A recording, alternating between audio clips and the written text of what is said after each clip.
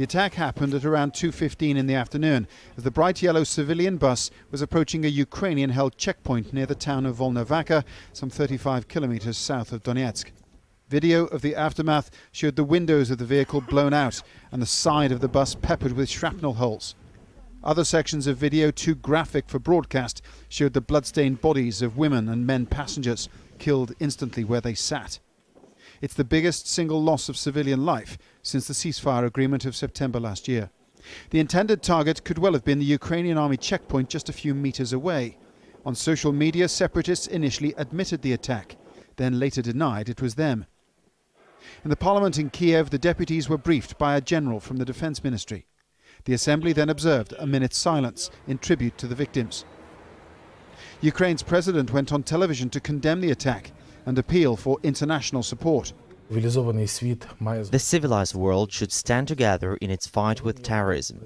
I have spoken to the President of the European Union Parliament, and he reassured me that on Thursday the EU Parliament will call on the European Union to include the so-called Donetsk People's Republic and Lugansk People's Republic on its list of terrorist organizations. There has been a significant escalation in the fighting in eastern Ukraine in the last few days. Some commentators have noted that it follows the arrival from Russia last week of another convoy labelled as humanitarian supplies.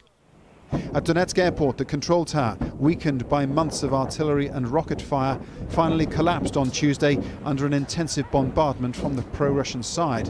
And throughout much of the day, separatist-controlled artillery continued to pound the Ukrainian troops still holding the terminal building. One unconfirmed report said the separatist leaders had issued an ultimatum to the soldiers to retreat or be destroyed. All of which makes a nonsense of the ceasefire, which is supposedly still in force between the two sides.